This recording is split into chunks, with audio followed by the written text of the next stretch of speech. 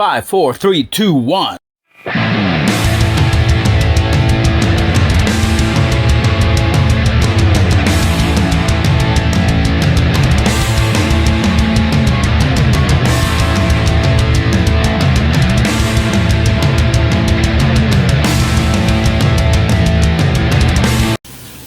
This special program should be sponsored by Medalla Beer, but it isn't. And Corona. This is living. This is Lights Camera Super Super Action. Action. She is Claudia. And here's Victor. Really? Okay. As Yes, as I far as am. I'm concerned, you're Victor. Yes, I'm still Victor.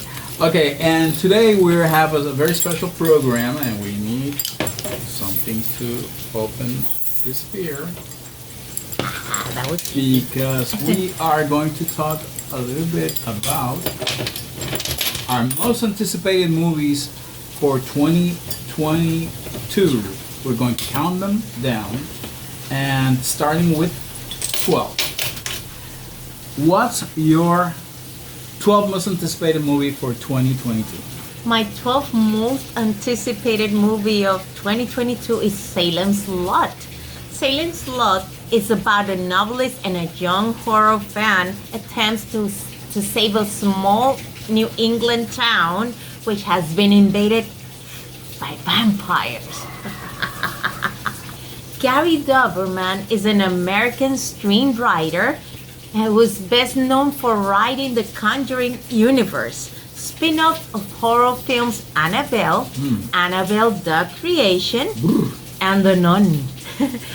And he's the co-writer of the 2017 film adaptation of It, I love who's It. based on the creation of the novel. who's based on the novel by Stephen King, one of my favorites. And this is something that hasn't. It and Soundslot have a lot in common. They're both books by Stephen King. They both started out as television miniseries. Soundslot was done was filmed in 1979 by Tobe Hooper, the director of Texas Chainsaw Massacre. Ow! And it's great. It's great. It's limited by television, of course, but this time, just like It, this will have a big screen treatment. Doberman, what worries me a little bit is that this is his first or second movie, so he has not directed much, and it has only $4 million spent, but still, Get Out was the budget for Get Out was only 4.5 million, so it should be okay. I'm very excited about this movie, and I'll talk about it later. So, Vic, what's your number 12 pick? and my number 12 movie is also a vampire movie. This time, I'm talking about Morbius, the many times delayed Sony Marvel movie starring Jared Leto and directed by Daniel Espinosa. The movie looks great. Looks promising. Looks promising, and I've been a fan of the character for a long time. I've never expected this character, who started out as a Spider-Man villain, to have his own movie. But hey, this is the time of comic book movies. So I'm really glad to see Morbius on the big screen, hopefully soon. What's your number 11? My number 11 pick is Creed 3. Creed is the third movie of the trilogy that is based on the Rocky movies. The Rocky universe. Dun-dun-dun-dun-dun-dun-dun. Yeah, if you love boxing, you have seen the Rocky movies, and Creed. He's a son of Rocky's first opponent, Apollo Creed. Apollo Creed. But this time the movie will be directed by the same protagonist, which is Michael B. Jordan. Uh-huh. So I'm suppose it will be great. Jonathan Majors. Yeah, he's one of the main characters in Lovecraft Country TV series. Highly recommended. Yes, and he's going to be a big villain. Already showed up in the Loki streaming series on Disney Plus, and because he will be Kang And the Conqueror. one of the Avengers' greatest villains. So we're looking forward to see Jonathan Majors in Creed 3. And Valkyrie's Tessa Thompson. Valkyrie's oh yeah, Tessa Thompson plays a Valkyrie in the Thor And movies. Thor Ragnarok. Yeah. That Right. badass girl. So Vic, what is your number 11 pick for 2022? My number 11 pick is another horror movie, believe it or not. It's called The Black Phone. The Black Phone. Dun, dun, dun. After being abducted by a child killer and locked in a soundproof basement, a 13-year-old boy starts receiving calls on a disconnected phone from the killer's previous victims. To tell you the truth, I was not interested in this movie till I saw the trailer. And then I looked for a little bit more information, and I found out that it's being directed by Scott Derrickson. Doctor Strange, Scott Derrickson.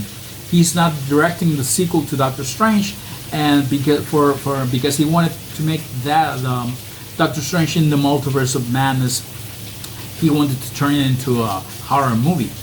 But Marvel got cold feet. But The Black Phone, I'm interested because he was a great director. Well, he's not great, he's interesting. He's an interesting director who already directed Sinister, a horror movie I love, and The Day the Earth Stood Still.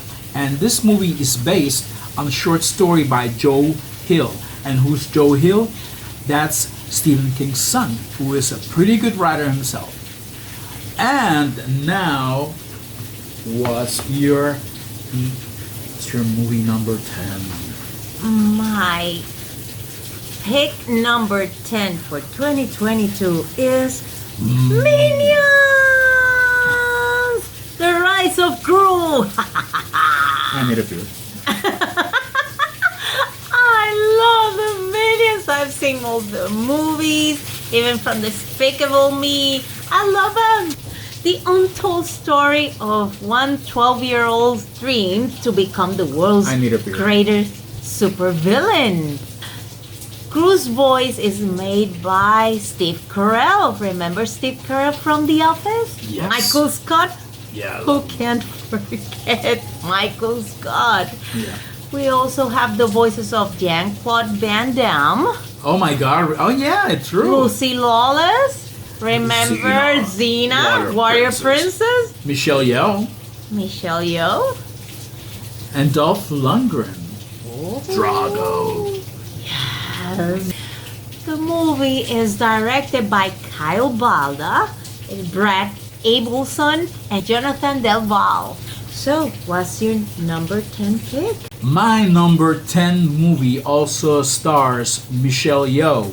It's a strange movie that I had no idea what it was till I saw the trailer. Actually, I think I heard of it from John Campea and Robert My Burnett. It's called Everything, Everywhere, All at Once.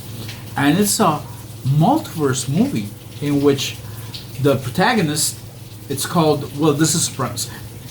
An aging Chinese immigrant is swept up in an insane adventure where she alone can save the world by exploring other universes, connecting with the lives she could have led.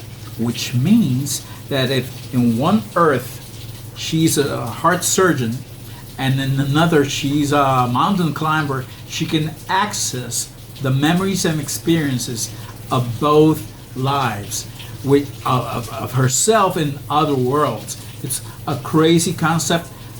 Check out the trailer. It looks great. It's directed by Dan Kwan and Daniel Scheinert. It looks pretty good. It's also stars James Hong and Jenny Slate.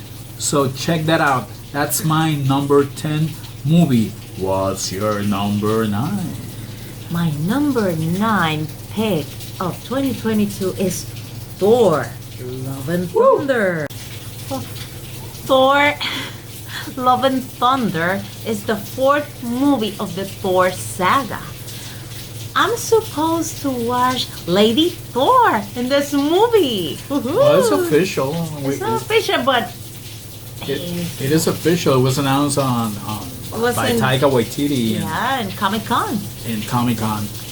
San Diego Comic Con, whatever. Well, I'm excited to watch this movie. I love Thor.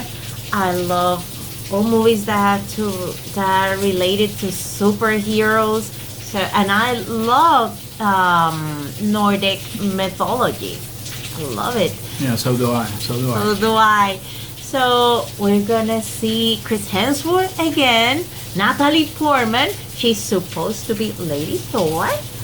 We're gonna. She was already Jane Foster. Yeah, she's His love Foster. interest in the first 2 Thor movies. But Yeah. we also have the Guardians of the Galaxy will show up because it has been announced that he left. He left with the Guardians of the Galaxy at the end of He Avengers was Endgame. depressed. Yeah, whatever. Tessa Thompson. Tessa Thompson As is the Valkyrie. She's the queen of Asgard. Remember that? Yes, Christian Bale will be in this movie as Gore the God Butcher. And he, as you remember, he was the Batman for Christopher Nolan in his trilogy Batman Begins, The Dark Knight, and The Dark Knight Rises. Yes, we will also see Russell Crowe play as Zeus, the god Zeus. So you stole the thunder from me. Okay, so my number 9 movie Your number 9 is Lightyear. To infinity and beyond. Why am I interested in Lightyear? This is not the story of the toy. This is the story of the character that the toy was based on. This is the story of Buzz Lightyear the astronaut. It's directed by Angus MacLane and it's voiced by Captain America himself, Chris Evans. The trailer looks bonkers. I can't wait to see it. It looks very exciting. There you go, Captain America. And I love Buzz Lightyear, so I can't wait to see this movie. Let's see if it's as good as the first 3 Toy Story movies, because the 4th movie was a little bit weird. I didn't really. It was disturbing. It was, yeah, that's the word. It was pretty That's the word. disturbing. It's a little bit disturbing. I didn't like the villain doll and villains that helped her. They looked like nutcrackers or something.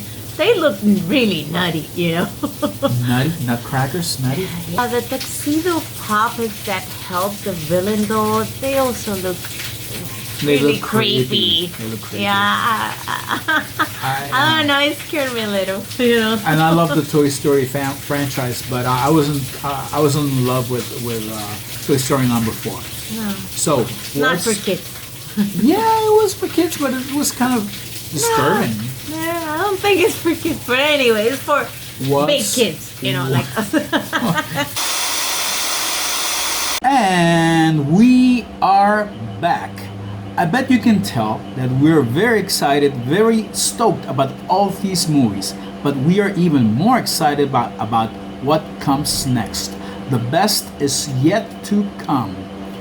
So don't miss part 2 of Lights Camera Super Action's most anticipated movies of 2022. Claudia and I will rank our most eagerly awaited films from number 8 to number 5.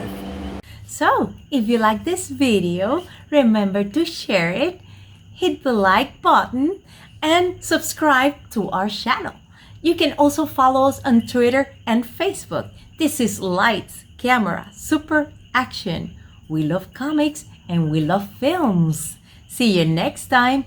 The best is yet to come. Indeed. Bye-bye.